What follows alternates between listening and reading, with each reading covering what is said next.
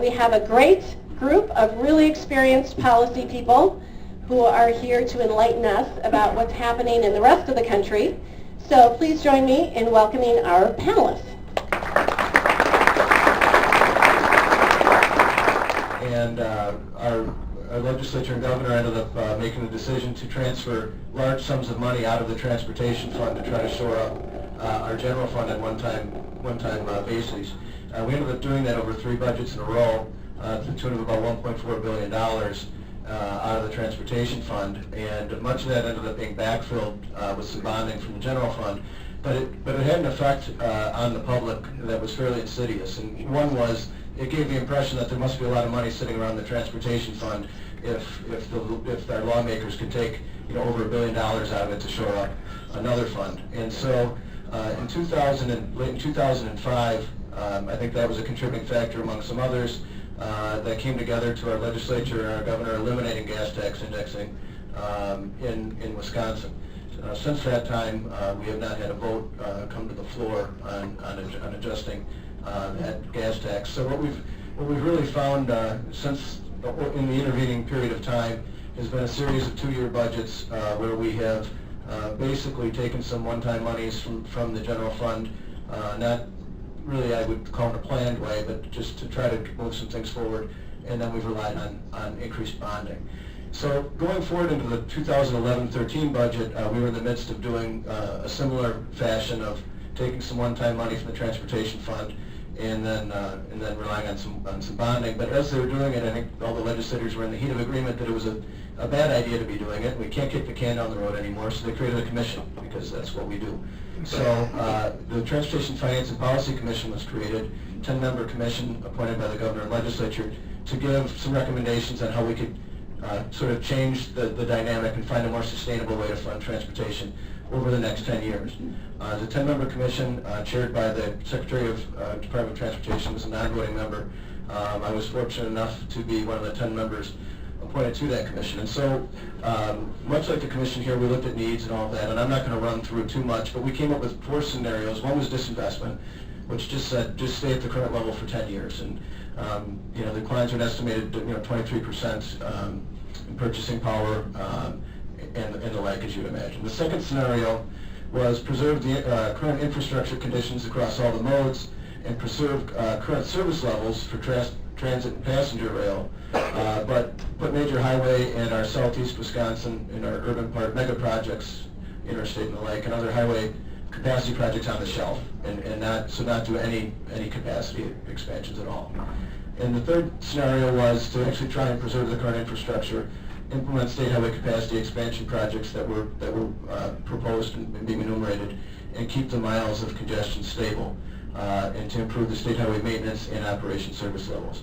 And then the fourth was to do all that and to make some other multimodal enhancements. So under each of those funding scenarios, we looked at what it would cost to do each of those, and came up with the various numbers for that. So for the second scenario of trying to maintain the current levels but not do any expansion, we were going to need about $3 to $4 billion more over that period of time. Scenario 3 of trying to keep congestion levels where they're at and keep their service where it's at, we were going to need over $10 billion more, and scenario 4 was just a bit more than that. So the other thing we looked at during that time, and the Secretary and the Department of Transportation really wanted us to be aware of, is where we were heading on bonding. I had mentioned it was 7% back in 2002, but by the time we got to this, we were at more at about 16%. And so they ran through, we looked at 3 options for bonding for Wisconsin, and none of those 3 options including increasing it. It was just how we could try to manage it from where we were at. So the first option was to not do any additional bonding moving forward over the next 10 years. The second option was to issue transportation revenue bonds at that fiscal year 13 level for the next 10 years. And then the third option would be to continue to issue our other level of bonding too, our GO bonds at those levels as well. And then we ran the projections to see what that would mean for revenues and then for our debt service. So as you can see, if we maintained, which is the orange line, scenario C, if we maintained our current level of bonding for both general obligation and transportation revenue bonds, we would be at about 25% of our budget would be going to debt service by the end of that 10-year period, which we said we put in was the highest that we wanted to see go as a cap. So the recommendations that the Commission put forward to raise the money was to raise the state gas tax by 5 cents, to adopt a new mileage-based registration fee that was low-tech. It would be self-reporting, just over a penny for each mile, to increase the annual registration fees on commercial vehicles, to increase the fee for an 8-year driver's license by $20, and to eliminate the sales tax exemption for trade-ins. When this commission introduced those recommendations, that was January of 2013. The governor submitted his budget in February of that year, and the legislature began deliberating. So there wasn't a lot of time for them to digest those recommendations. And in that budget, none of those recommendations really on the revenue side were adopted, and we once again relied basically on some bonding and some one-time revenue. I should say during this period of time as well, at TDA, we had started a campaign to get through 2 consecutive sessions of legislature, a constitutional amendment to protect the transportation fund so that we could restore that trust that I talked about that had been broken when the raids had occurred. So that was working through the legislature as well, and in November of last year, that went before our voters, a statewide constitutional amendment to protect the transportation fund, much like you already have here, and I know Michigan does. And that passed with 80% yes vote by the public. So we were feeling pretty good about where we were at with that. There was a lot of recognition about the needs and about that if people paid more, that they would know where it was going. So then the governor asked the DOT, Governor Walker asked the DOT to come up with a proposal that in this budget we weren't going to kick the can down the road anymore, and we needed to find some sustainable ways to fund transportation. So Secretary Gottlieb went around the state, held hearings, did a lot of educational process, and then in November of last year they came out with their proposal that they submitted to the governor. The first was to modify the motor fuel tax, and it's a lot in very similar ways to what you're looking at here. We would have done it on the prior year, also average tax at the wholesale level, would have made it an 8% on that, which would have lowered our per gallon from 30 cents down to 13, and down the 8% on the average price of the wholesale the prior year. The equivalency would have been about a 5-cent gas tax increase on regular gasoline, and they did do a differential and made it higher on diesel, so it would have been about a 10-cent increase on the diesel tax.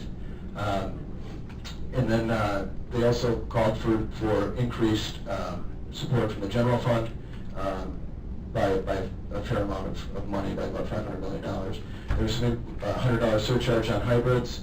And then the other big revenue raiser, other than the change in the gas tax, would be implementing what the department called a highway use fee, which would be to set a 2.5% fee on new car purchases of the manufactured suggested retail price. And so obviously that's just a math equation, 2.5%. But for example, I think that if it was a $32,000 vehicle, that would be about an $800 charge. So all those together would have raised about $1.2 billion, and he submitted that to the governor in November. Governor Walker, just about 2 weeks ago, submitted his budget to the legislature, and in the end, it didn't really opt to do any of those revenue mechanisms that were included in the department's recommendations to him. So there are no changes in the proposal to the gas tax, there are no changes to registration fees, and there are no other new revenue options. It does propose to increase bonding. We're at about $991 million right now, and it proposes to increase it to about $1.3 billion. So that would be about a 30% increase in our level of bonding. I will tell you that was not a proposal that at the Transportation Development Association we were really expecting or hoping for, and I think there's a lot of others that were in that same place. So if you look at the previous chart that I showed you, that the Commission came up with what would happen to debt service over 10 years. Under the governor's proposal as the green line, we would get to that 25% already by 2018. And some have chosen to try to project what would happen past that, but there's a lot of this is for certain. This will get to that 25% by then. It would certainly go above that, at some level beyond that, but we couldn't model that in a way that we were certain of. So it's the beginning of the process for us in the legislative part. I will tell you that our Assembly and our Senate are both majority Republican in both houses. It has not been received well, really there. I think there's been some concerns about that level of bonding. We've received some pretty strong statements from our Speaker and our co-chairs of Finance and others that they want to find a more sustainable way to fund transportation and that they're concerned at this level of bonding. But it's really unclear as to how we're going to get to that point at this time.